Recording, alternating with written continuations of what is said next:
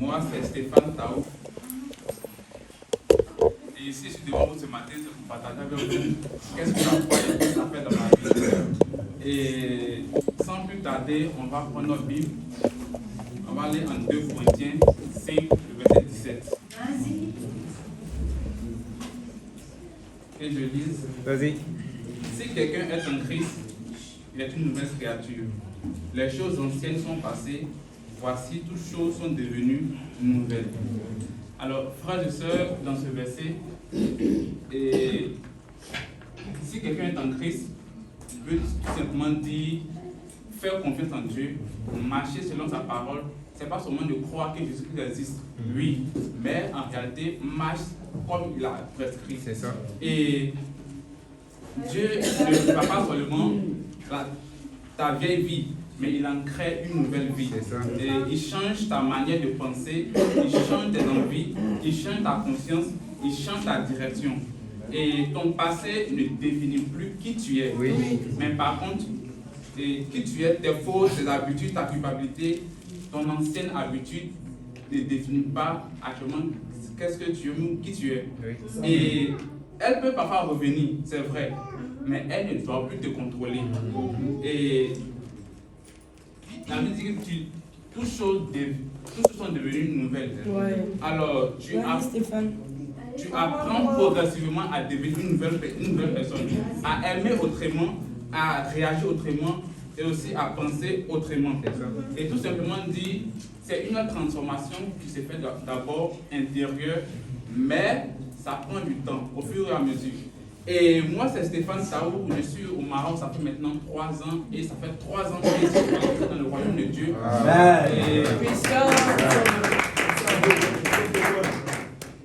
Et je suis en freelance.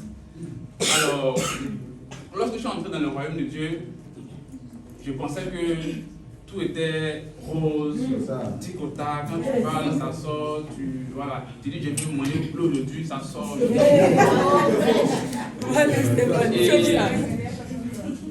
J'ai remarqué au fur et à mesure que j'avançais, j'étais zélé, je lisais ma Bible, je priais tous les jours, j'étais zélé.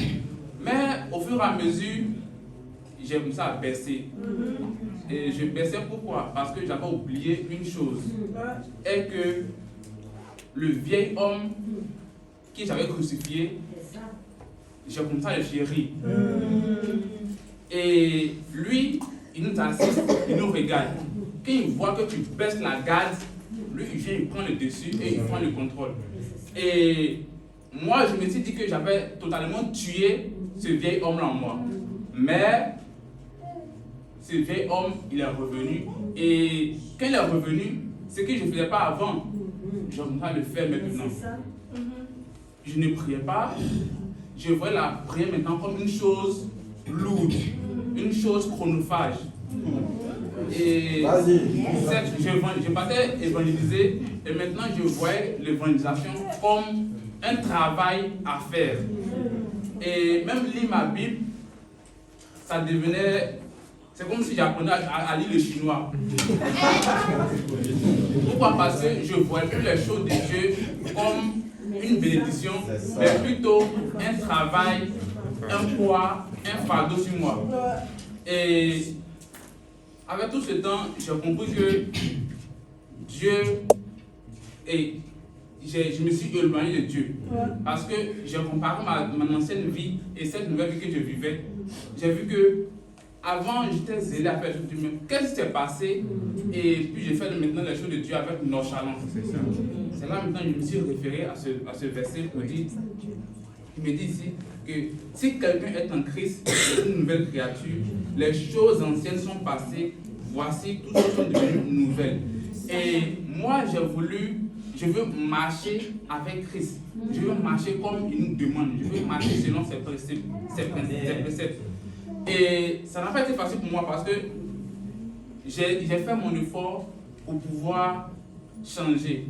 Mais l'erreur que j'ai commise, c'était pas l'effort n'était pas physique, mais c'était l'effort spirituel.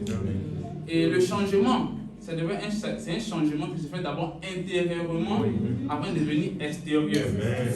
Et tout ça, c'était avec la parole. Et cette parole, Allez Stéphane. Cette parole devait d'abord changer mon cœur. Comme le dit Ézéchiel 36, verset 26. Je vous donnerai un cœur nouveau et je mettrai en vous un esprit nouveau. Donc pour pouvoir revenir à la parole, il fallait que j'aie d'abord un cœur nouveau, un esprit nouveau.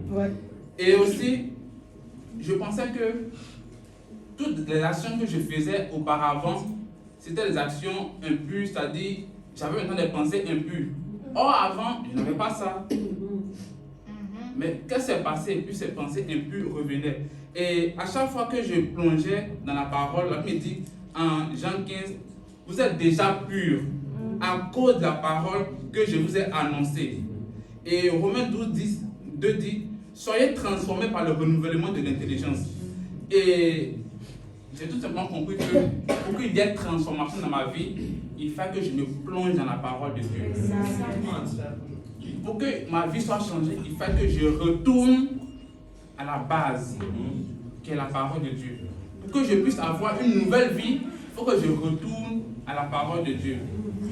Et ce que j'ai compris, quand tu te loin de la parole de Dieu, ta vie devient désagréable. Quand tu laisses la main de Dieu, tu deviens plus pire qu'un païen. Quand tu laisses la main de Dieu, tu deviens plus pire qu'un braqueur, un tueur. Tu vois maintenant ceux qui pêchent comme des personnes normaux. Quand tu laisses la parole de Dieu, tu vois maintenant toutes les choses deviennent normales maintenant. C'est-à-dire que tu n'as plus aucune peur, aucune crainte. Tu vois tout normal. Donc, ce que j'aimerais vous dire ce matin, que ne lâchons pas la main de Dieu. Amen. Ne lâchons pas la Bible. Oui. Parce que cette Bible, c'est elle qui pourra nous transformer. Oui. Tu pourras apprendre des motivations, écouter des discours de motivation, mais ça ne te changera pas. Le monde même écoute la motivation. Il y a des motivateurs qui sont dans le monde. Mais est-ce que leurs vies ont changé? Mais la seule chose qui peut changer ta vie, c'est la Bible. C'est ça. C'est la parole de Dieu.